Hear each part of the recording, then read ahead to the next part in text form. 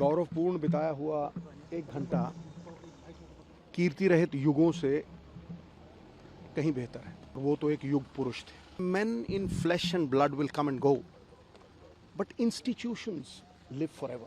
उन्हें डिफाइन करना हो ना एक लाइन में, the Pioneer of economic transformation.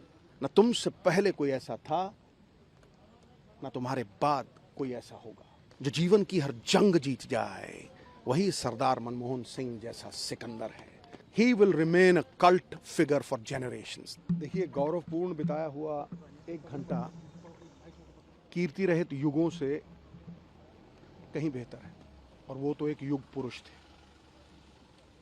जितने पल भी उन्होंने जीवन में बिताए, वो सब ही गौरवमयी थे। आज अफसोस इस देश को नहीं, पूरी दुनिया को। पूरी दुनिया उनकी जो आर्थिक व्यवस्था पे पकड़ थी, उसका लोहा मानती। See, men in flesh and blood will come and go, but institutions live forever.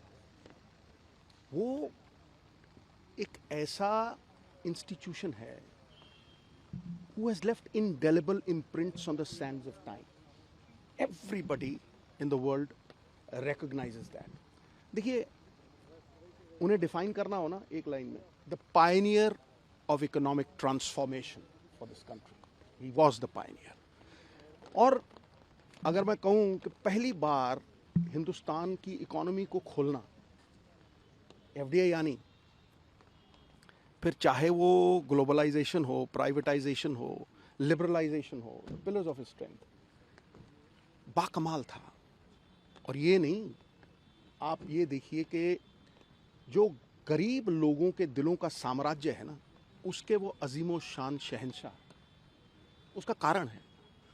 उसका कारण ये है कि जो दिहाड़ीदार, पल्लेदार, बिलो पॉवर्टी लाइन, बीपीएल लोग, 60-70% हिंदुस्तान की पॉपुलेशन जिन्हें रोटी खाने के लाले हैं, उनके लिए जो मनरेगा का लाना, डेली वेजेस का लाना, 3 rights, right to food, right to education, और सबसे बड़ी बात है, पॉलिटिक्स में अकाउंटेबिलिटी और ट्रांसपेरेंसी 2 चीज़ें होती हैं।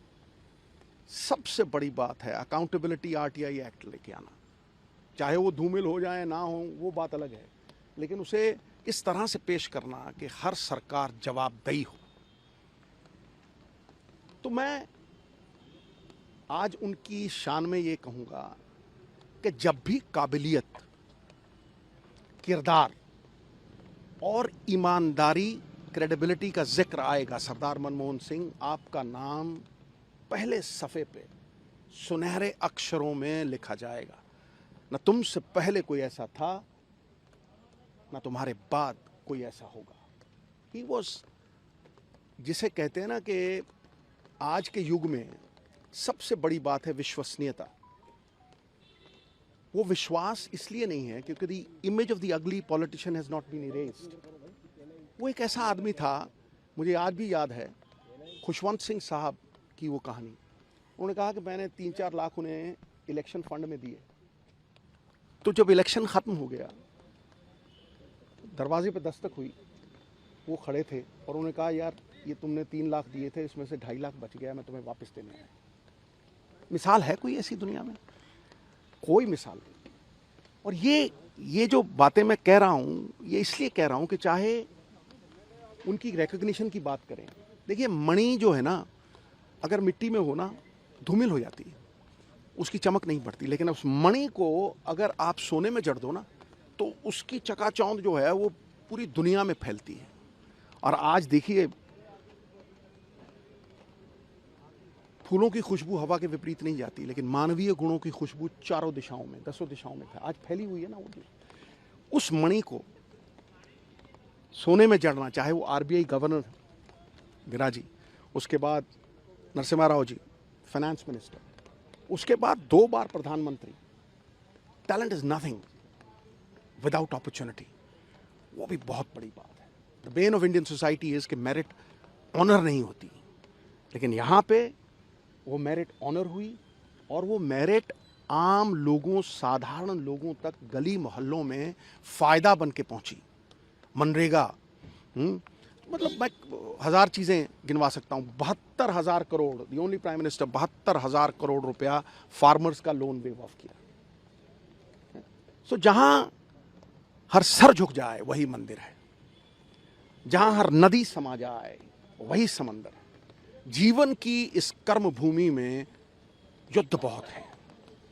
जो जीवन की हर जंग जीत जाए वही सरदार मनमोहन सिंह जैसा सिकंदर है। सिकंदर वो नहीं जिसने भय से दुनिया पे काबू किया हो, सिकंदर वो जिन्होंने दिलों पे राज किया है और करेंगे। The legend will keep growing and he will remain a cult figure for generations.